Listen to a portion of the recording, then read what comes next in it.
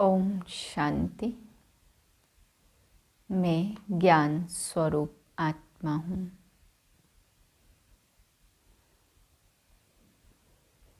ज्ञान का प्रकाश मुझसे फैलता जा रहा है।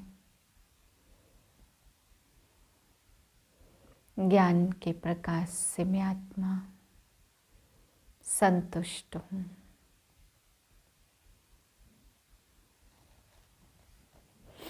पच्चीस 12/2022 के महावाक्य हैं। अव्यक्त बाप दादा रिवाइज है 7/3/93।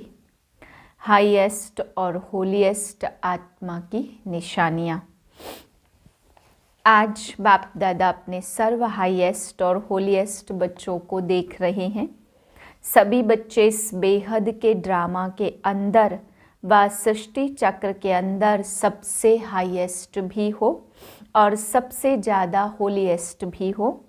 आदि से अब संगम समय पर देखो कि आप आत्माओं से कोई हाईएस्ट श्रेष्ठ बना है। जितना आप श्रेष्ठ स्थिति को, श्रेष्ठ पद को प्राप्त करते हो, इतना और कोई भी आत्माएं, चाहे धर्म पिताएं, चाहे महान आत्माएं, कोई भी इतना श्रेष्ठ नहीं रहे, क्योंकि आप ऊंचे ते ऊंचे भगवान द्वारा डायरेक्ट पालना, पढ़ाई और श्रेष्ठ जीवन की श्रीमत लेने वाली आत्माएं हो। जानते हो ना अपने को, अपने अनादि काल को देखो। अनादि काल में भी परम धाम में बाप के समीप रहने वाली हो। अपना स्थान याद है ना? तो अनादि काल में भी हाईएस्ट हो, समीप और साथ हो, और आदि काल में भी सृष्टि चक्र के सतयुग काल में देव पद प्राप्त करने वाली आत्माएं हो। देव आत्माओं का समय आदि काल भी सर्वश्रेष्ठ है और साकार मनुष्य जीवन में सर्व प्राप्ति संपन्न श्रेष्ठ हो। सृष्टि चक्र के अंदर ये देव पद अर्थात देवता जीवन ही ऐसी जीवन है जहाँ तन मन धन चारों ही प्रकार की सर्व प्राप्तियाँ हैं। अपनी दैवी जीवन याद है कि भूल गए हो? अनादि काल भी याद आ गया, आदि काल भी याद आ गया। अच्छी तरह से याद करो तो दोनों समय में हाईएस्ट हो ना। उसके बाद मध्य काल में आओ तो द्वापर में आप आत्माओं के जड़ चित्र बनते हैं। आप पूज्य आत्माएं बनते हो। पूज्य में भी देखो सबसे विधि पूर्वक पूजा देव आत्माओं की होती है। आप सबके मंदिर बने हैं, डबल विदेशियों के मंदिर बने हुए हैं कि सिर्फ भारतवासियों के बनते हैं? बने हुए हैं ना। जैसे देव आत्माओं की पूजा होती ऐसे और किसी आत्माओं की पूजा नहीं होती। कोई महात्मा वगैरह को मंदिर में बिठा भी देते, लेकिन ऐसे भावना और विधि पूर्वक हर कर्म की पूजा हो, ऐसे पूजा होती नहीं है। तो मध्य काल में भी पूज्य रूप में श्रेष्ठ हो, हाईएस्ट हो। अब अंत में आओ, अब संगम युग पर भी ऊंचे ते ऊंचे ब्राह्मण आत्माएं, ब्राह्मण सो फरिश्ता आत्माएं बनते हो। तो अनादि आदि मध्य और अंत हाईएस्ट हो गए ना। है इतना नशा, रूहानी नशा है। अभिमान नहीं लेकिन स्वमान है, स्वमान का नशा है। स्व अर्थात आत्मा, श्रेष्ठ आत्मा का रूहानी नशा है। तो सारे चक्र में हाईएस्ट भी हो और साथ साथ होलीएस्ट भी हो। चाहे और आत्माएं भी होली अर्थात पवित्र बनी है, लेकिन आपकी वर्तमान समय की पवित्रता, फिर देवता जीवन की पवित्रता सभी से श्रेष्ठ और न्यारी है। इस समय भी संपूर्ण पवित्र अर्थात होली बनते हो। संपूर्ण पवित्रता की परिभाषा बहुत श्रेष्ठ है और सहज भी है।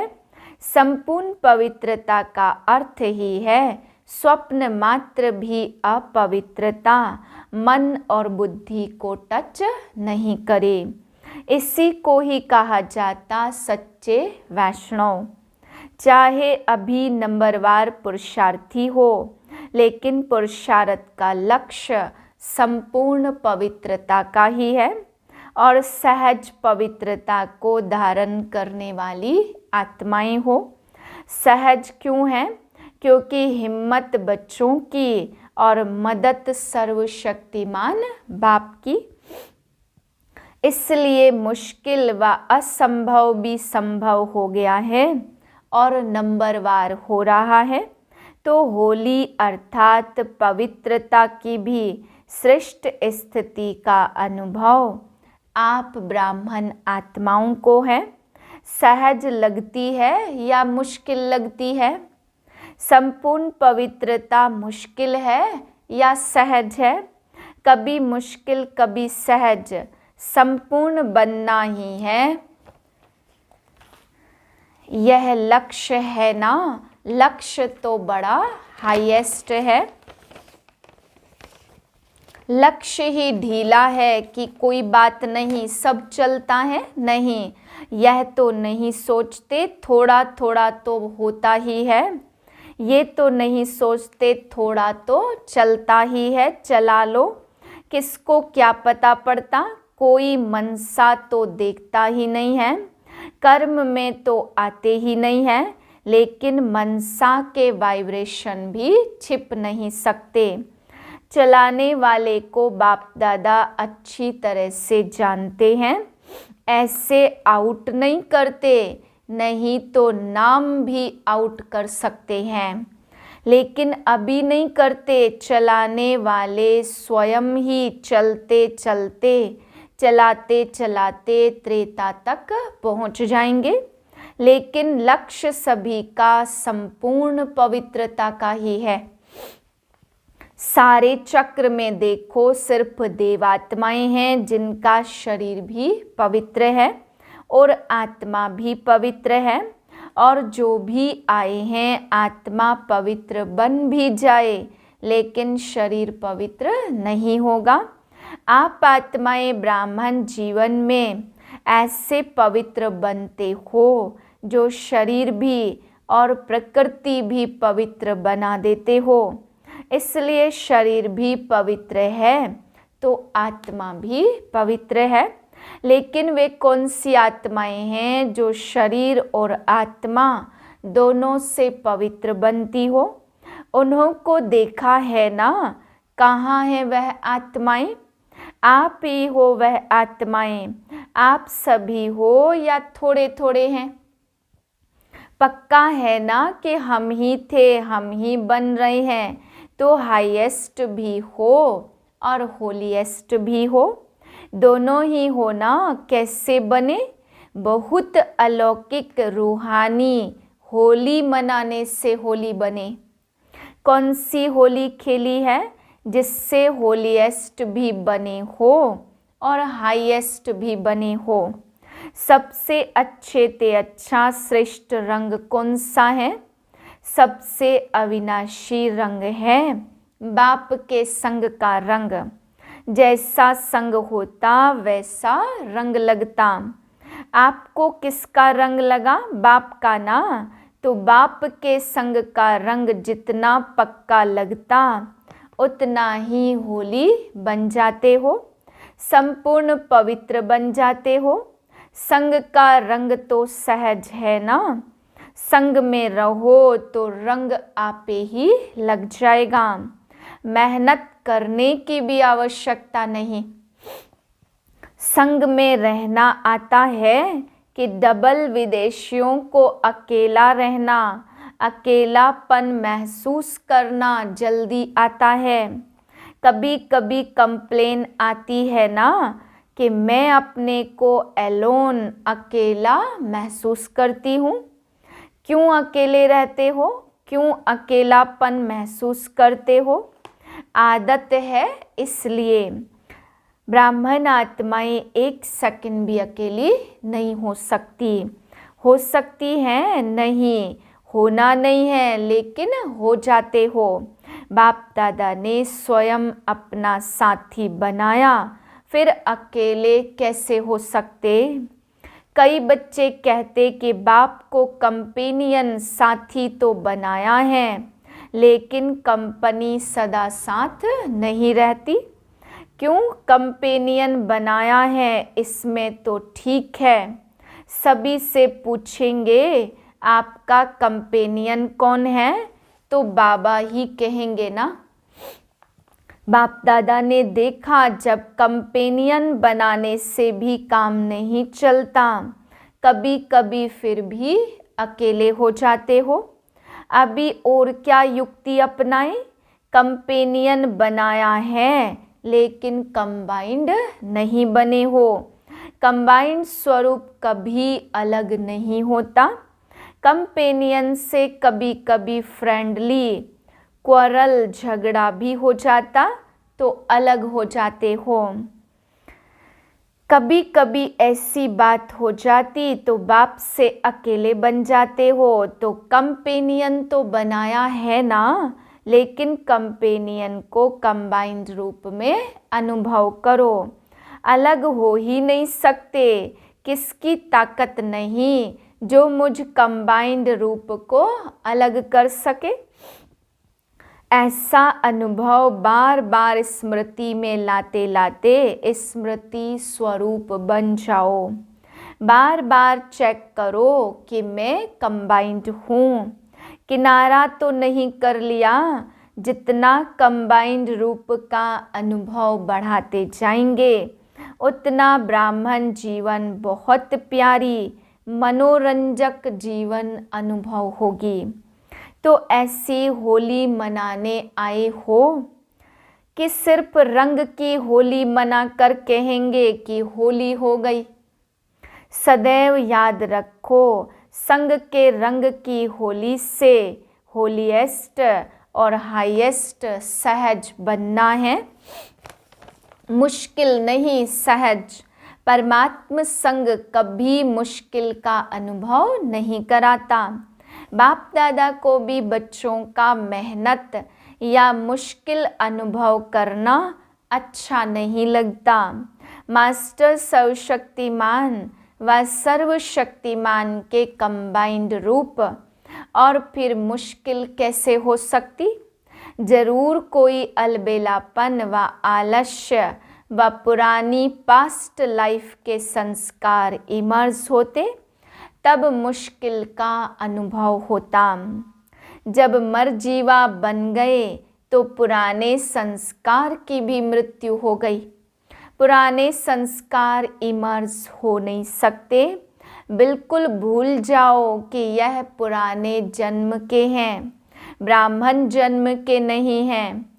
जब पुराना जन्म समाप्त हुआ, नया जन्म धारण किया, तो नया जन्म नए संस्कार। अगर माया पुराने संस्कार इमर्ज कराती भी है, तो सोचो अगर कोई दूसरे की चीज़ आपको आकर के देवे तो आप क्या करेंगे? रख देंगे, स्वीकार करेंगे? सोचेंगे ना यह हमारी चीज़ नहीं है, ये दूसरे की चीज़ मैं कैसे ले सकता हूँ?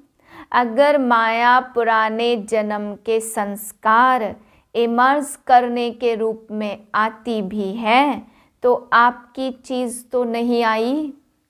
सोचो ये चीज़ मेरी नहीं है, यह पराई है।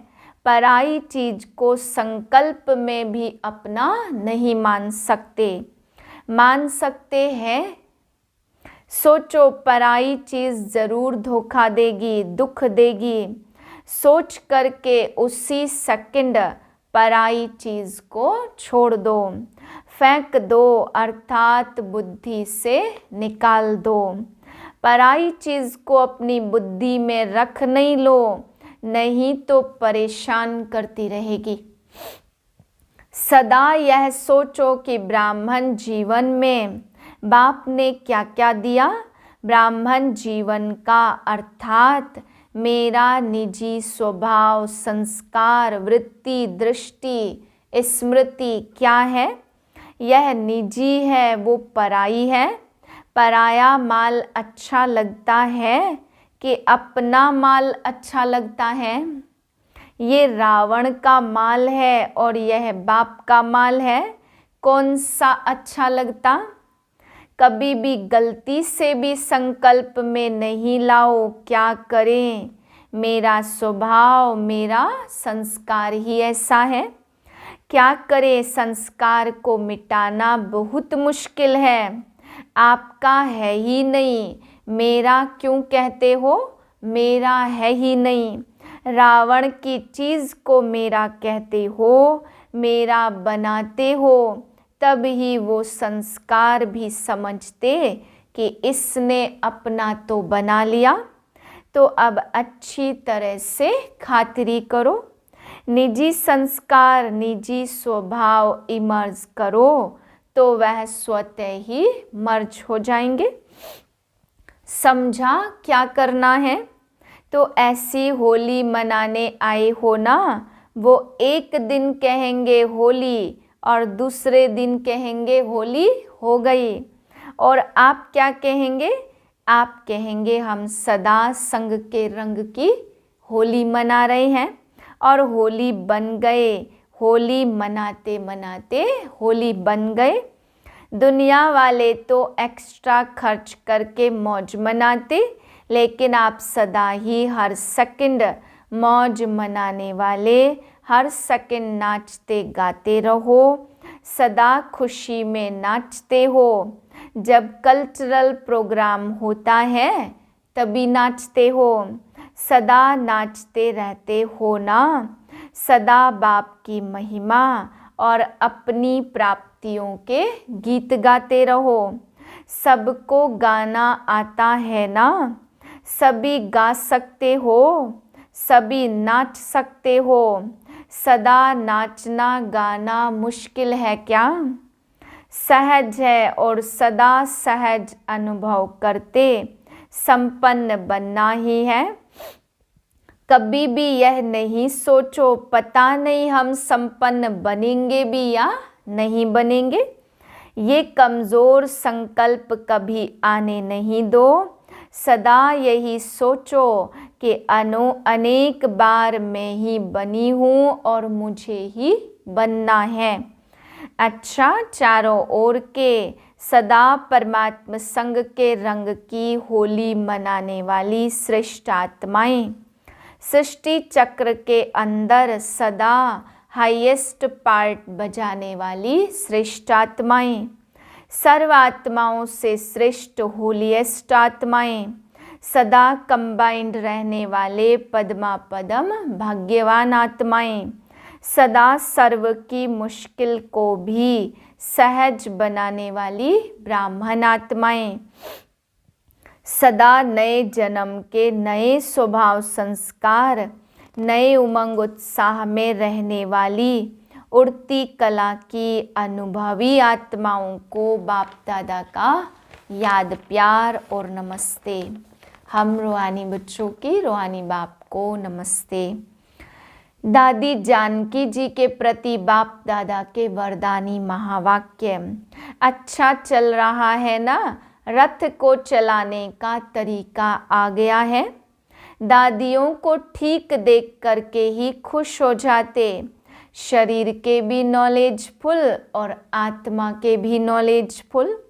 चाहे पिछला हिसाब किताब चुकतू करना पड़ता, लेकिन नॉलेजफुल होने से सहज चुकतू हो जाता। तरीका आ जाता है ना चलने का और चलाने का, दोनों तरीके आ जाते हैं ना। फिर भी सेवा का बल दुआओं का काम कर रहा है। यह दुआएं दवाई का काम कर रही हैं।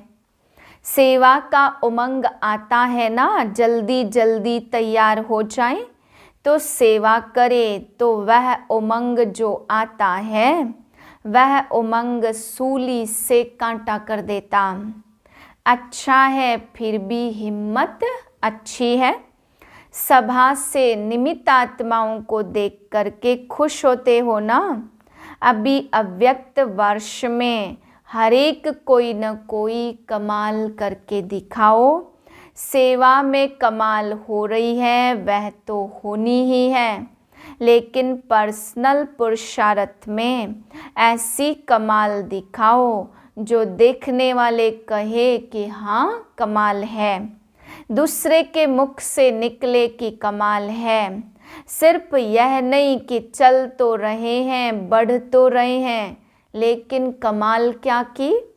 कमाल उसको कहा जाता जो असंभव को कोई संभव करके दिखाए, मुश्किल को सहज करके दिखाए, जो कोई के स्वप्न में भी नहीं हो वह बात साकार में करके दिखाए, इसको कहा जाता कमाल। समय प्रमाण कमाल होना वह और बात है, वह तो होनी ही है, हुई पड़ी है, लेकिन स्व के अटेंशन से कोई ऐसी कमाल करके दिखाओ। ब्रह्मा बाप के 25 वर्ष पूरे हुए। जब कोई भी उत्सव मनाना होता तो जिसका मनाते हैं उसको कोई न कोई दिल पसंद गिफ्ट दी जाती। ब्रह्मा बाप के दिल पसंद क्या है वह तो जानते ही हो ना। जो स्वयं को भी मुश्किल लगता हो वो ऐसा सहज हो जाए जो स्वयं भी आप अनुभव करो, तब कमाल है। ठीक है ना? क्या करेंगे? बाप के दिल पसंद करके दिखाओ। क्या क्या दिल पसंद है यह तो जानते हो। बाप को क्या पसंद है जानते हो ना। अच्छा, देखेंगे कौन कौन गिफ्ट देते हैं। जैसे स्थूल गिफ्ट बड़े प्यार से ले आते हो। अच्छा, डबल विदेशी अपना भाग्य अच्छी तरह से प्राप्त कर रहे हैं। वृद्धि करने वालों को पहले तपस्या के साथ त्याग करना ही पड़ता। वृद्धि होती है तो खुश होते हो ना, या समझते हो हमारे को कमी पड़ जाएगी? अच्छा है वृद्धि अच्छी कर रहे हो, यह नहीं सोचो हमारा कम हो रहा है, बढ़ रहा है। सारी मशीनरी सूक्ष्म वतन की ही चल रही है। अच्छा, संगम युग वरदान है। संगम युग पर हर समय, हर संकल्प, हर सेकंड को समर्थ बनाने वाले ज्ञान स्वरूप भव। ज्ञान सुनने और सुनाने के साथ साथ ज्ञान को स्वरूप में लाओ। ज्ञान स्वरूप वह है जिसका हर संकल्प, बोल और कर्म समर्थ हो। सबसे मुख्य बात संकल्प रूपी बीज को समर्थ बनाना है। यदि संकल्प रूपी बीज समर्थ है तो वाणी कर्म संबंध सहज ही समर्थ हो जाता। ज्ञान स्वरूप माना हर समय, हर संकल्प, हर सेकंड समर्थ हो। जैसे प्रकाश है तो अंधियारा नहीं होता, ऐसे समर्थ है तो व्यर्थ हो नहीं सकता।